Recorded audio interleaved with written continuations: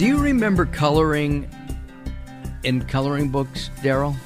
I do. I didn't like it. Well, I didn't really stay within the lines. Let's just put it that and way. I still can't. I've tried it. I can't stay within the lines. Our guest is part of a group that have a whole bunch of coloring books for adults. Yeah, the crayons tasted too good to draw with them. I never ate them. I didn't do that. I did not. No. Kim Weiss joins us. Kim, welcome to Late Night Health. You have a multitude of titles. You're an author, you're a photographer, and you do communications. So I'm not sure how to introduce you. Well, I think you just did. Oh, okay. Yes, I might have done that. The books, I think you did. The books that you're working with are called Inkspirations. Do I have to be able to stay within the lines, or does that not matter? We absolutely say you do not have to stay within the lines, and we even have coloring lunches here at the company where we have sometimes an instructor that says that you do not have to stay in the lines. It's liberating not to, isn't it? Yeah. I think we knew that when we were kids. It's just that we were corrected. Oh, we were absolutely corrected. Mark, stay within the lines. Right. When I was growing up, they had the doodle art posters that were very, very complicated, very meticulous, and you had little, almost like felt pens that you used to do Peter Max style things. Yeah. If you didn't stay in the lines with that, it just turned out to be a mess. Right. Yeah. Yeah, it was terrible. So what, we live in a soundbite, high stress, very active society, whether you have young kids and you're schlepping them from one end to the other,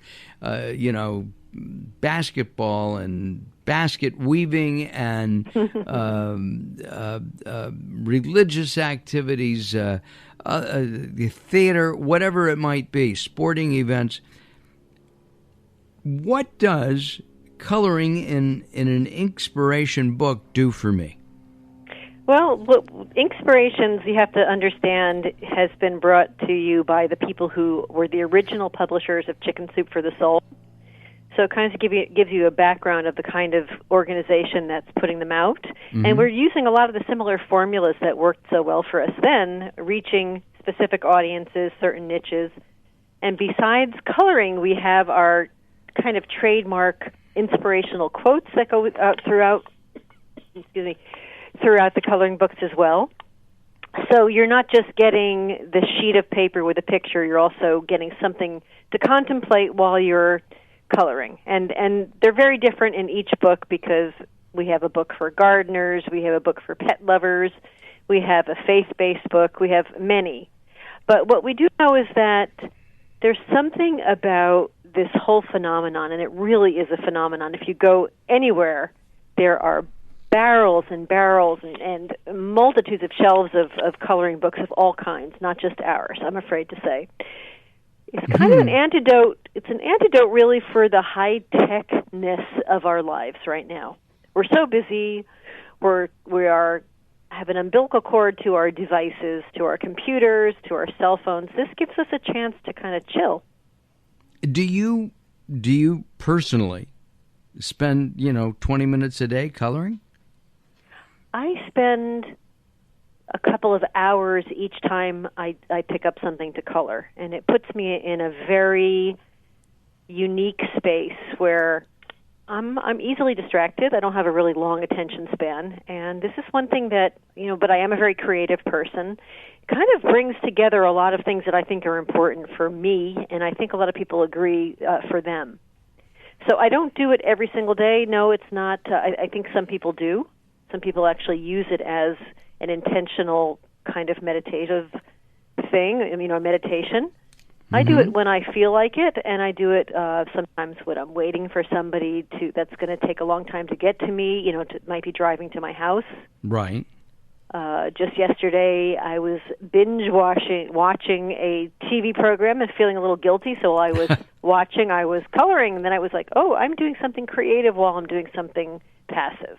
And at the same time, you've heard the new study, binging, depending on what you were binging. All right, share with us. What were you watching? Justified. Justified. Is that an action? I haven't seen that one. That was on FX. It's just really good. Really is it? Good. I have to watch for that. All the stuff they do is good. Yeah. I mean, they did Fargo. They did a lot of other great things. Yeah, they've done a couple of real, but they're intense. Yes. Right? They are intense. And so binge watching those things apparently can add to stress. I don't know why. If it gets too bloody, I personally walk out of the room. Yeah, well, that's my typical nature. It's just they couch this in such nice literary dialogue that it kind of trumps the other. I hate to use that word, sorry. Yeah, but I it agree. kind of assuages the parts that are difficult for me, like the violent parts. And I agree, I don't like the violent parts. But let's not talk about TV. What I did was I was able to color. I was able to while you were watching or after. While I was watching. Okay. So it's not, watching TV, it doesn't take, your whole attention. So this gave me something creative. So there's that creative aspect also.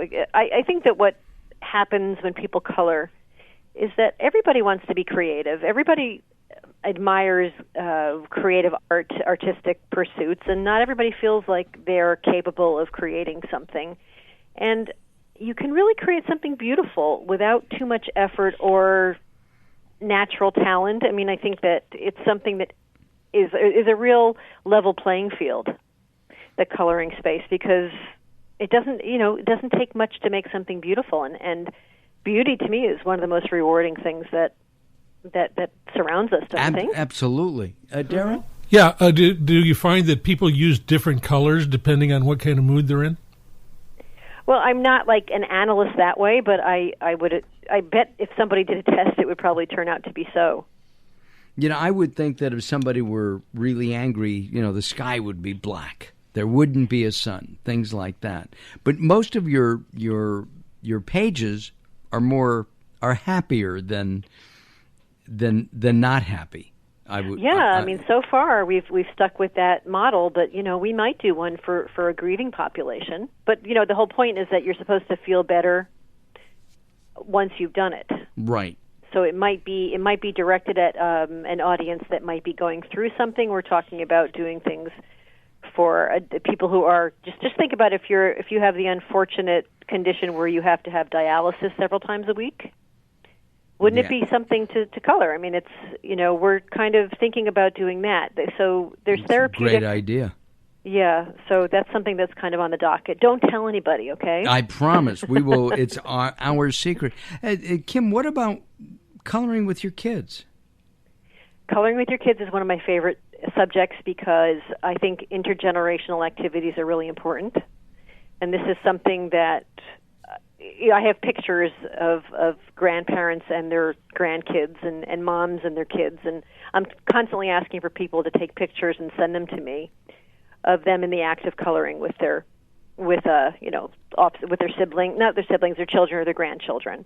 And I think that it's a great bonding way of being creative with someone you love. No, I think so too. I can remember coloring, I guess, with my mother. Oh, nice. And she was much better at it than I was. And it was a little bit, it was frustrating for that. Because everybody, as you said, I wanted to make a pretty picture. Mm-hmm. It turns out I was better at writing or maybe talking.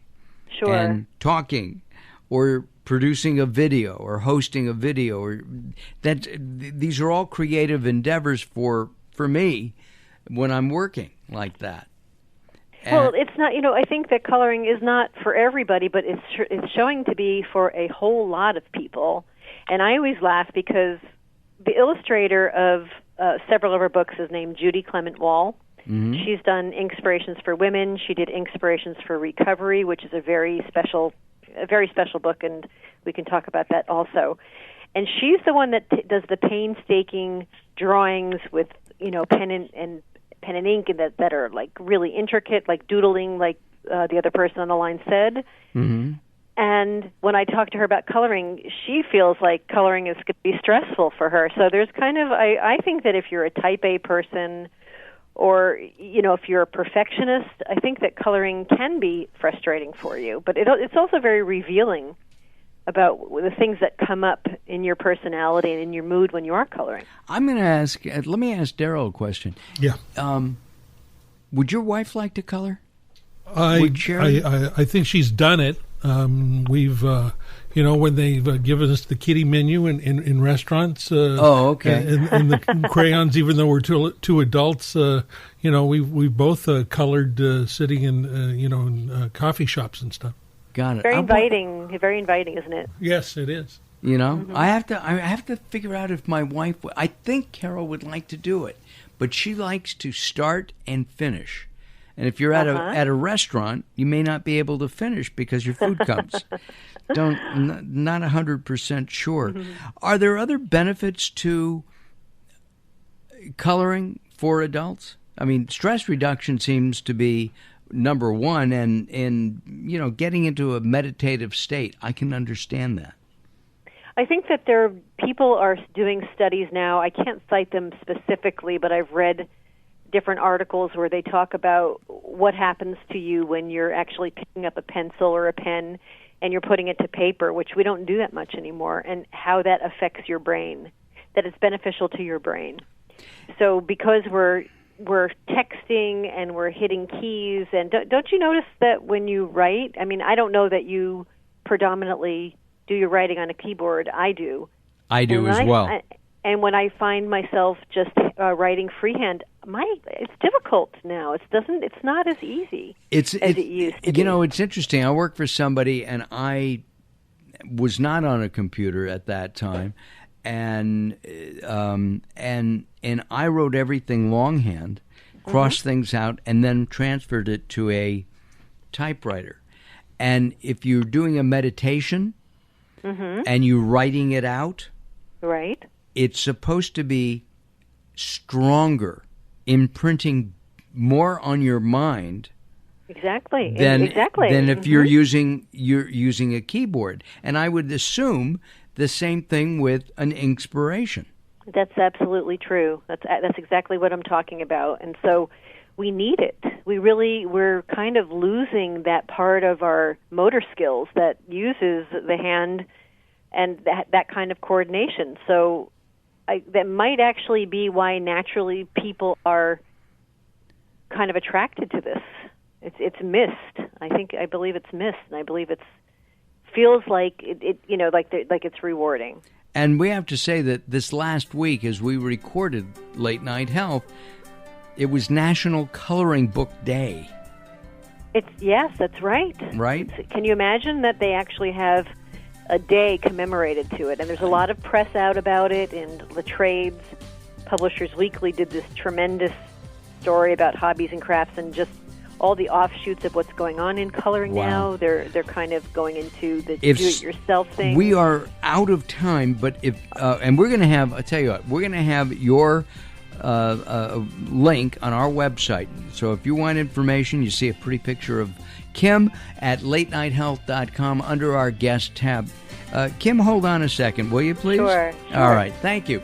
All right, coming up next is Robert Clancy, the author of The Hitchhiker's Guide to the Soul, and he's going to be talking about never giving up. Persistent counts. Don't go away, more coming up.